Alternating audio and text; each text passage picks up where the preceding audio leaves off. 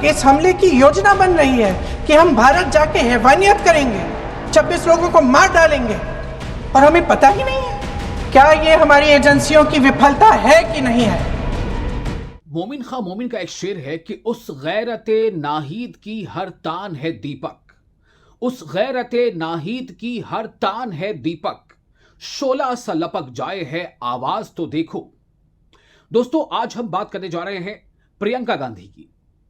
जी हां, संसद में लगातार ऑपरेशन सिंदूर और अप्रैल के महीने में यानी 22 अप्रैल को जो बैसरन घाटी में आतंकी हमला हुआ था उसको लेकर चर्चा हो रही है, और लोगों की जबान पर बस एक ही बात है कि किसने ज्यादा अच्छा बोला, किसने किसको परास्त कर दिया, किसने किसको अपनी बातों से पटखनी दे दी। क्या राहुल गांधी ने अच्छा बोला? क्या अमित शाह ने जोरदार भाषण दिया? क्या राजनाथ सिंह ने बहुत सटीक बातें की? क्या प्रियंका गांधी ने बहुत अच्छा बोला? क्या अखिलेश यादव ने बहुत अच्छी बात कर ली? क्या राहुल गांधी ने जो चैलेंज दिया था, क्या उसका जवाब प्रधानमंत्री मोदी ने दिया? ऐसे कई सवाल हैं जो भी चल रहे हैं। लोकसभा में चर्चा हो चुकी, राज्यसभा में चर्चा फिर चल रही है। लेकिन एक बात आपको बता दें कि आपने भी अगर मौका मिला होगा, आपने सुना होगा, तो जो बैसरन घाटी में 22 अप्रैल को पहलगाम में आतंकी हमला हुआ था, और उस हमले के बाद जो कुछ हुआ, हमने यहां तक भी देखा कि हिंदुस्तान और पाकिस्तान के बीच जंग के हालात भी बन गए। तो सवाल कई हैं कि बैसरन घाटी में 22 अप्रैल को जो आतंकी हमला होता है, वो हमला क्यों हुआ, कैसे हुआ, कहां चूक थी, किसकी जिम्मेदारी होगी, ऐसे कई सवाल हैं। और इसी के जवाब के लिए ये तमाम जो उसके बाद से हालात बने, जो आतंकियों को चुन चुन कर मारने की कोशिश हुई, मारा भी गया, भारत ने पाकिस्तान के अंदर हमले भी किए, लेकिन उन सब के बीच कई सवाल ऐसे आए। जो हमारे सेना के बड़े बड़े अधिकारी हैं, उन्होंने भी अलग अलग मंचों पर कई ऐसे मुद्दे उठाए जिनको लेकर लोकसभा और राज्यसभा में अब जो बहस हो रही है उसमें यह चर्चा का विषय बना हुआ है कि किसने अच्छा बोला, किसने जनता की भावनाओं के तहत अपनी बात रखी। तो आज हम क्यों प्रियंका गांधी की बात करने जा रहे हैं? प्रियंका गांधी ने लोकसभा में जब अपनी बात रखी इस बैसरन आतंकी हमले को लेकर के, ऑपरेशन सिंधु को लेकर के, तो उसने एक ऐसी बात कही प्रियंका गांधी ने जिसने अब तक बोलने वाले वक्ताओं में से किसी ने भी उस मुद्दे को उस तरह से टच नहीं किया। चाहे आप किसी भी नेता का नाम ले लें, बड़े से बड़ा, चाहे वो ट्रेजरी बेंच का हो यानी सत्ता पक्ष का, चाहे वो विपक्ष का हो, किसी भी नेता का आप नाम ले लें, किसी भी नेता ने, प्रियंका गांधी ने जिस मुद्दे को टच किया, जिस पहलू पर बात की, उस पहलू पर किसी ने भी खुलकर इस तरह से नहीं बोला सदन के अंदर। मैं आपको ज्यादा लाग लपेट नहीं करना चाहता, मैं आपको सीधे यह सुनाना चाहता हूं कि प्रियंका गांधी ने क्या अलग बोला। प्रियंका गांधी ने अलग यह बोला कि उस 22 अप्रैल को जब देश के अलग अलग हिस्सों से, अलग अलग शहरों से कॉमन परिवार, साधारण सा परिवार, कोई भी मेरे आपकी जैसा परिवार जब वहां पहुंचा हुआ था अपने बच्चों के साथ, अपनी पत्नी के साथ, अपनी माओं के साथ, अपने बेटों के साथ, अपने पति के साथ, आखिर ऐसी क्या बात हो गई, ऐसी क्या चूक हो गई कि वहां पर आतंकी दंदनाते चले आए जम्मू कश्मीर जैसे सेंसिटिव और हसास इलाके में, और वहां पर उन्हें गोलियों का निशाना बनाया, चुन चुन कर लोगों को मारा। तो प्रियंका गांधी ने दरअसल उस मुद्दे को उठाया और यह कहा और यह बताया कि मैं आज देश के सामने उन 25 लोगों के नामों को यहां रखना चाहती हूं जिन्होंने अपनी जानें वहां गंवा दी। किसकी गलती से गंवाई, यह एक अलग सवाल है। उन्होंने यह भी कहा कि हालांकि उस हमले में कुल 26 लोग मारे गए थे, कि उसमें से एक नेपाली नागरिक था।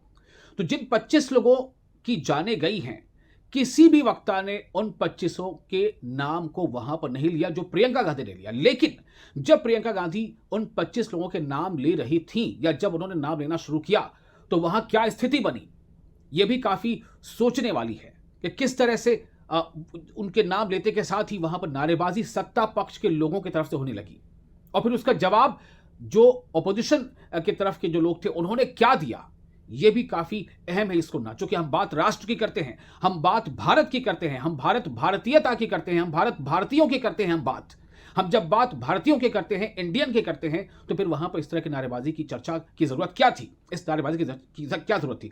आइए पहले सुनिए प्रियंका गांधी ने वो नाम किस तरह से लिए। मैं एक बार उन 25 भारतीयों के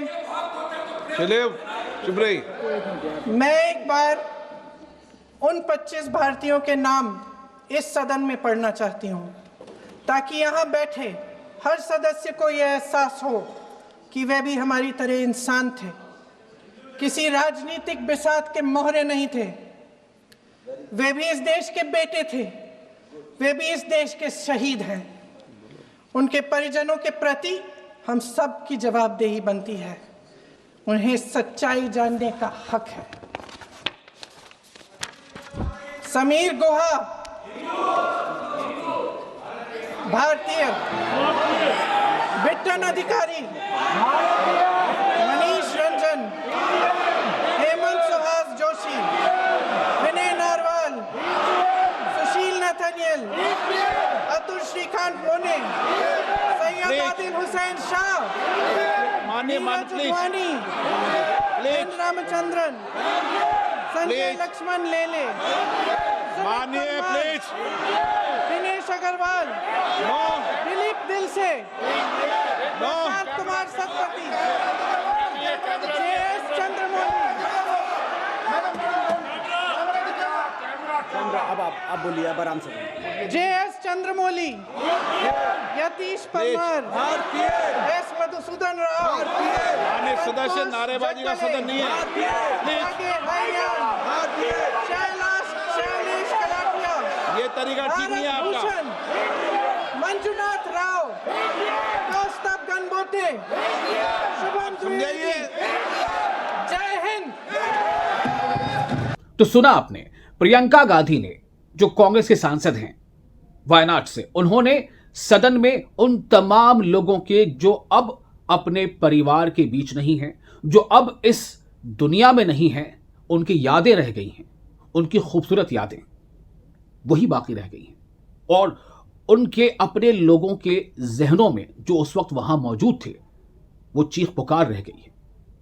तो प्रियंका गांधी दरअसल उस मुद्दे को टच करने की कोशिश की कि उसके नाम पर उन्होंने साफ साफ कहा कि ये वो नाम है जो भारतीय हैं, जो भारतीय नागरिक थे, जो किसी राजनीति का मुद्दा या मोहरा नहीं थे।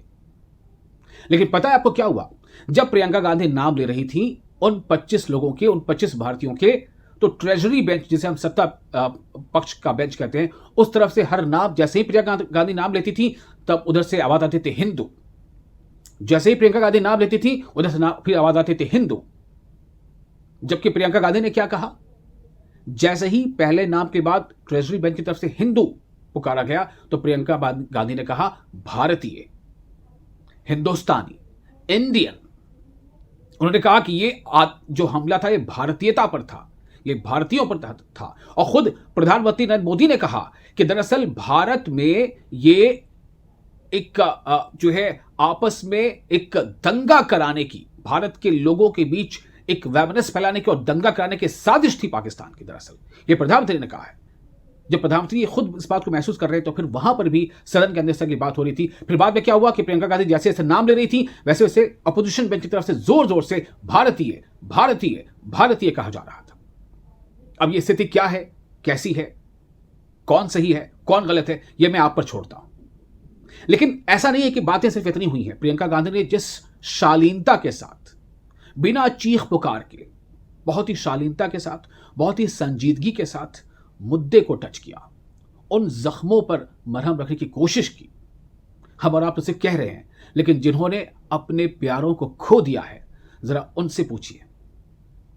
प्रियंका गांधी ने यह बताया कि एक पत्नी जो ये कह रही थी उस हमले के बाद से कि तकरीबन 1 से 1.5 घंटे तक हम लोग परेशान थे, गोलियों की आवाज हो रही थी, लोग मारे जा रहे थे, लोग में भगदड़ मची थी, कोई यहाँ कोई वहाँ, कोई पहाड़ी से नीचे भागना चाह रहा था, कोई घोड़े पर सवार होकर के उस जगह से भागना चाह रहा था। लेकिन इस 1 से 1.5 घंटे में हमें कोई भी एक सुरक्षा कर्मी नजर नहीं आया।